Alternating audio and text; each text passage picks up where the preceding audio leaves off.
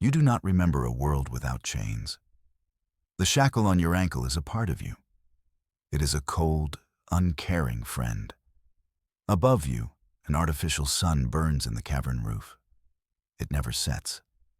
It only glares with sterile white light. You toil under its gaze. Your worth is measured in scoops of glowing ore. Your muscles scream with a familiar ache. The air is thick with dust and the scent of ozone. It coats your tongue and grinds between your teeth. The alien whip is a constant promise. Its crack echoes off the rock walls, a sharp, final sound. The Vorlag guards walk on elevated platforms. They look down on you, always down. They are tall and thin, wrapped in dark armor. You have never seen their faces. You only know their four-fingered hands. You know the sting of their energy prods. You are a tool. You are a number. You are less than the dirt you dig. Each day is the same, a slow grind toward nothing. But today feels different. There is a strange tension in the air, a low hum that tickles the edge of your hearing. You pause your work, head tilted. The guard above you does not notice. He is bored. He is arrogant. You are just another human slave. Deep in the mine, something calls to you. It is not a voice of words. It is a feeling, a pressure behind your eyes. The strange hum grows louder in your mind. It seems to vibrate from the very ore you are mining. The glowing rocks pulse with a faint, silent rhythm, a rhythm only you seem to feel. You press a hand against the cold stone wall. The vibration travels up your arm. It is a resonance of impossible depth. It speaks of forgotten things. It speaks of a power that was yours by right. A human legacy buried under generations of servitude. You feel a flicker of something ancient and vast. The other slaves feel nothing.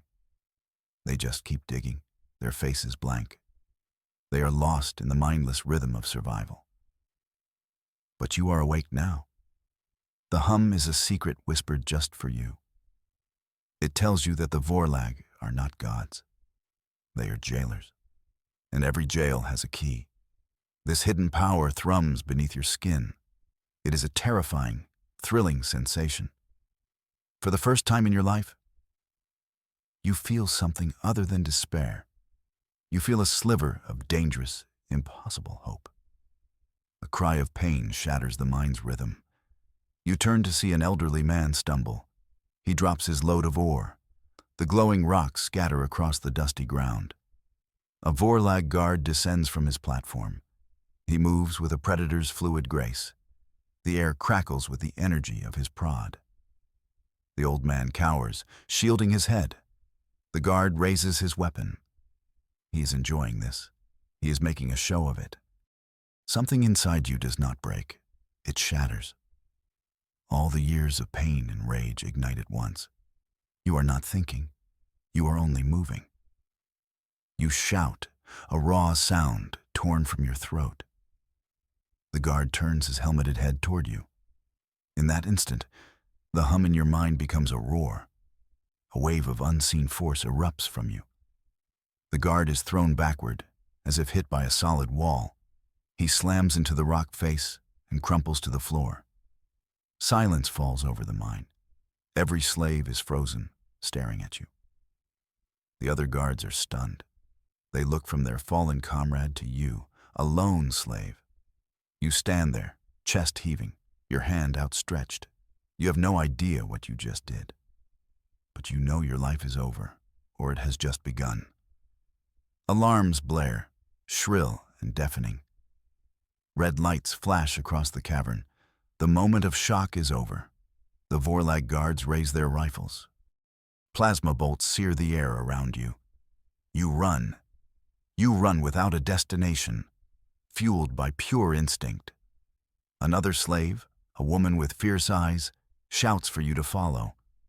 She leads you into a dark, unused tunnel. Behind you, the sounds of pursuit are growing. You are bleeding from a graze on your arm. The pain is sharp and real. It tells you this is not a dream. You follow the woman deeper into the Earth's metal guts. You scramble over rocks and through narrow cracks. Finally, you see it. A faint light ahead. It is not the harsh white of the fall sun. It is pale and blue. You crawl through a final opening and fall outside. The air hits you like a physical blow. It is cold. It smells of alien rain and strange, pungent flora. You look up and see a sky full of unfamiliar stars. For the first time, you breathe free air. It is the most terrifying and beautiful thing you have ever known. The woman helps you to your feet. More figures emerge from the shadows.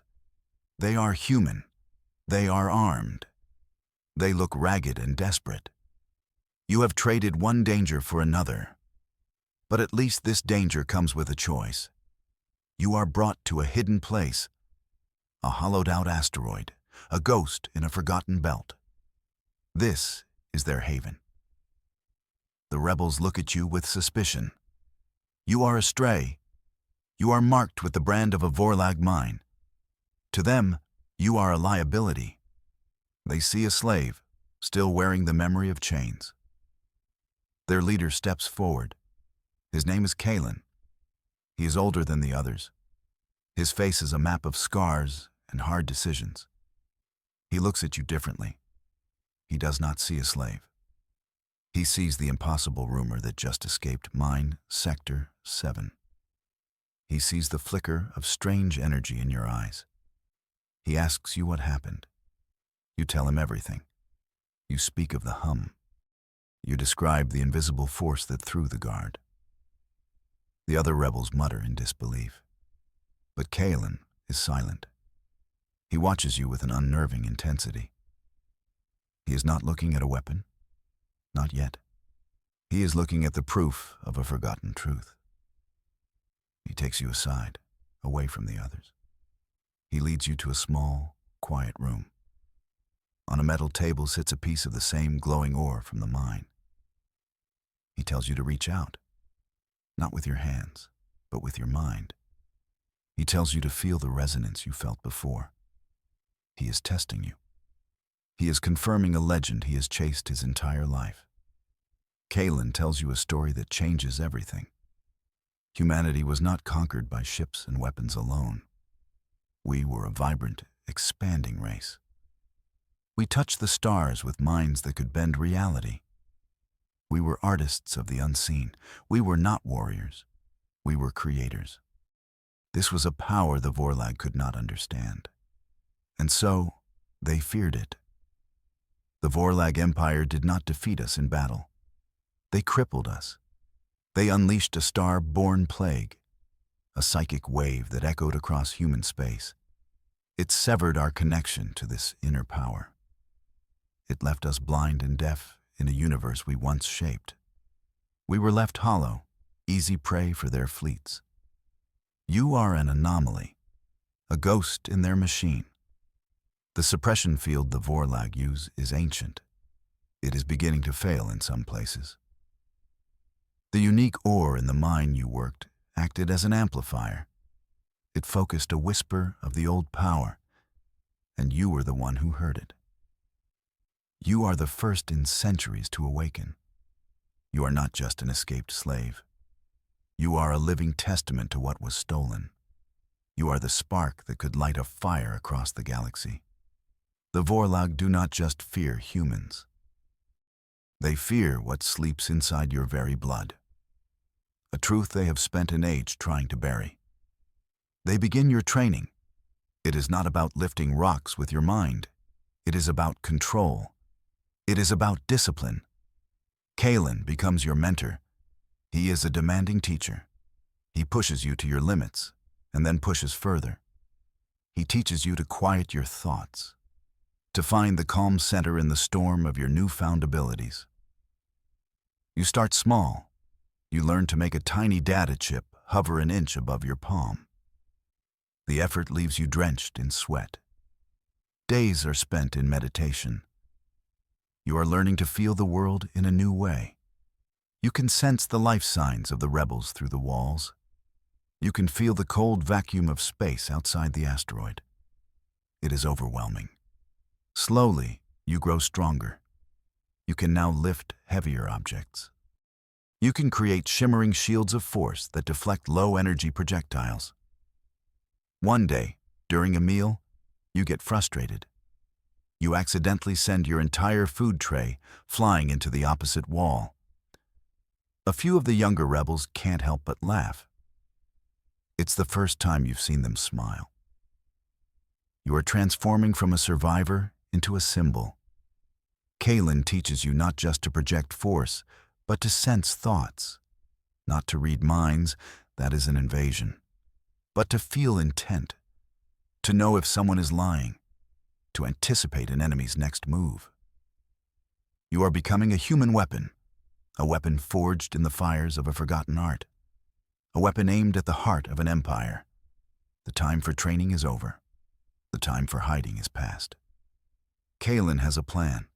A Vorlag convoy is scheduled to pass through a nearby nebula. It carries vital supplies for their regional garrison. It is a target of opportunity. It is your first test. Your first strike for humanity. You lead a small team of rebels in a single, stealth ship. Your job is not to fight. Your job is to be the ghost. While the rebel ship engages the convoy's small escort fighters, you focus. You close your eyes and reach out with your mind. You find the lead transport ship. You feel its inner workings, the power conduits, the engine controls. With a surge of will, you overload a secondary power coupling. Alarms blaze on the transport's bridge. The Vorlag pilots are confused. Their ship lurches, its engines sputtering. The convoy falls into disarray. The rebel fighters exploit the confusion. They disable the other transports with precision strikes. It is a swift, brutal message. The raid is a stunning success. You return to the rebel base with captured supplies and new hope. The other rebels no longer see you as a strange outsider. They see you as a hero. They chant your name, the one you chose for yourself. The name that is not a number. The masters now know the name of their escaped slave. They now know that humanity is no longer silent. Your victory sends a shockwave through the local Vorlag command. A slave with impossible powers is a dangerous story. It is a seed of rebellion they must crush immediately. The Vorlag Empire responds. They do not send a fleet. They send a single individual, their most feared commander. His name is Praxis. Praxis is not a simple soldier. He is a hunter, a specialist in crushing insurgencies. He has toppled planetary governments. He has extinguished fledgling rebellions with cold, surgical precision. He is a master strategist. He is relentless. He is tasked with one goal: to find the source of this new power and to extinguish your light. He arrives in the system in his personal command ship, the Iron Will. It is a blade of a ship, black and menacing. He does not begin with blind searches. He begins by analyzing data, the convoy attack, the mine uprising. He sees a pattern. He sees your signature. He does not see you as a slave. He sees you as a worthy opponent. The game has begun. Praxis is patient. He sets traps. He spreads misinformation. He questions captured smugglers and pirates. He slowly, methodically tightens a net around your sector. He knows you are hiding in an asteroid field. It is the only logical place. He begins to scan them, one by one. It is only a matter of time. The end of your sanctuary comes without warning. One moment, the asteroid base is calm. The next, alarms are screaming. Proximity alerts flash on every screen. Kalen's face is grim. He found us. 3 Vorlag destroyers and the Iron will emerge from the dark. They are a wall of gunmetal gray against the stars. The attack is merciless. Lasers slice through the asteroid's crust. Explosions tear through the hallways you called home. Rebel ships scramble to mount a defense. They are hopelessly outmatched. They are gnats fighting a giant. You join the fight. You stand at a viewport, projecting shields of force. You try to deflect incoming torpedoes. You manage to stop a few. But for every one you stop, 3 more get through. The base is dying around you. You see friends cut down by collapsing ceilings and enemy fire. Kalen grabs you, pulling you toward the last escape vessel. His arm is badly burned. We have to go, now. Live to fight another day. You watch your new world burn. You see the haven of hope turn to dust and ruin. The small ship lurches as it breaks away from the dying asteroid. You look back at the expanding cloud of fire and debris. All you can taste is the ash of defeat. Praxis has won the first battle. He has put out your first fire. You are adrift, a handful of survivors in a crippled ship. The silence is heavier than any explosion. Despair is a thick blanket over the small crew. They are broken. They look at you, their eyes hollow. You were their symbol of hope. Now you are just a reminder of their failure. The hunter, Praxis, has scattered you to the wind.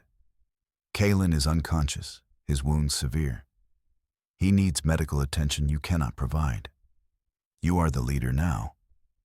The responsibility settles on you like a physical weight. You look at the faces of the survivors. You see your own despair reflected back at you. You could give up. You could find a quiet corner of the galaxy and disappear. But you remember the whip in the mine. You remember the old man cowering. You remember the cheers of the rebels after your first victory. You remember the cold, calculating cruelty of Praxis. The despair in your heart hardens into something else. Something cold and sharp. It is not hope. It is vengeance. You find your voice. It is quiet at first, but it cuts through the silence. You tell them you will not run. You tell them you will not hide. You promise them that Praxis will pay for what he has done. You will not fight for hope anymore. You will fight for retribution. A fire lights in their eyes. You have rallied the broken survivors with a promise of righteous vengeance. You need a plan. A desperate, impossible plan. Hiding is no longer an option. Running is a slow death. The only path forward is to attack. You propose a gambit of stars. You will not target another convoy or an outpost. You will go for the head of the snake. You will assault Praxis on his command ship. The other survivors think you are insane. It is a suicide mission. Their small, damaged ship against a state-of-the-art warship. But you explain. Praxis will be arrogant after his victory. He will not expect a direct assault. And you are the key. You are the weapon he cannot predict. You can get them on board his ship. You will use their ship as a decoy. A final, desperate charge to draw his fire. While he is distracted, you and a small team will use a tiny boarding pod, a metal coffin aimed at his ship's hull. Your psionic abilities will be their only shield. It is a desperate, all-or-nothing assault on his fortress. They agree. They have nothing left to lose. The battle begins. Your small ship, the last light, screams toward the iron. Will. Lasers from the Vorlag warship lance out. The last. Light's shields flicker and die. It is a heroic, suicidal charge. But it works. The iron. Will's commanders are focused on the obvious threat. They do not see the tiny boarding pod skimming along their ventral hull. You are inside the pod, your eyes closed. You are wrapped in a cocoon of pure force. You are the shield. Turret fire that should have vaporized you is deflected. You guide the pod toward a weak point in the hull, an external maintenance hatch. The pod slams into the ship with a deafening clang. Your team cuts through the hull. You are in. The corridors of the Iron Will are sterile and gray. Vorlag soldiers rush to your position. The fight is close and brutal. You are a whirlwind of psionic energy. You create barriers. You hurl loose equipment at the soldiers. You clear a path for your team as they fight their way toward the bridge. Every explosion is a prayer. Every shot is a reckoning. You reach the blast doors of the command bridge. They are sealed. You place your hands on the cold metal. You close your eyes and focus all your will. The hum returns, a symphony of power in your mind. The thick doors groan and buckle. Metal screams as you tear them from their moorings. You step onto the bridge. And there he is. Praxis stands beside his command chair. He is not wearing a helmet. His face is sharp and intelligent. His eyes hold a flicker of surprise and respect. He dismisses his bridge crew with a wave of his hand. "Leave us," he commands. They obey without question. He wants this to be personal. "The escaped slave," Praxis says, his voice calm. "You have exceeded all expectations." He draws a small, ornate device from his belt. "They told me your kind was broken, an evolutionary dead end." As he speaks, you feel a pressure in your mind. He is a psionic as well, weak but trained. He is trying to disrupt you. You push back with your own power. A silent duel of wills begins. The air between you crackles. You fight for every soul humanity has lost. He fights for order and empire. You lunge forward, and he meets your charge. The final duel is not just of mind, but of body. You are a desperate survivor. He is a master of combat. But you have something he does not. A fire born of true loss. You break his mental defenses. You show him a flash of your memories. The mine, the whip, the burning faces of your friends. He staggers back, clutching his head. In that moment of weakness, you strike. The battle is over. Praxis falls. You stand over the face of your enemy, breathing heavily. You have won. With Praxis gone, the Vorlag fleet falls into chaos. Your team takes control of the Iron Will's communication systems. You send out a message. It is not broadcast to the Vorlag. It is sent on old, encrypted human channels, a signal to the scattered pockets of resistance across the stars. You stand on the bridge of the most advanced ship in the sector. You tell them your story. You tell them of the power that sleeps within them. You show them the face of their defeated enemy. You are proof. You are the living proof that the chains can be broken, that the masters can fall. The battle is won. But as you look out at the stars, you know the war for humanity has just begun. The Vorlag Empire will not let this stand. They will send more ships. They will send more hunters. But now, humanity will be ready. They have a voice. They have a symbol. You are no longer a slave. You are the architect of freedom. And you are ready for the dawn of a new war.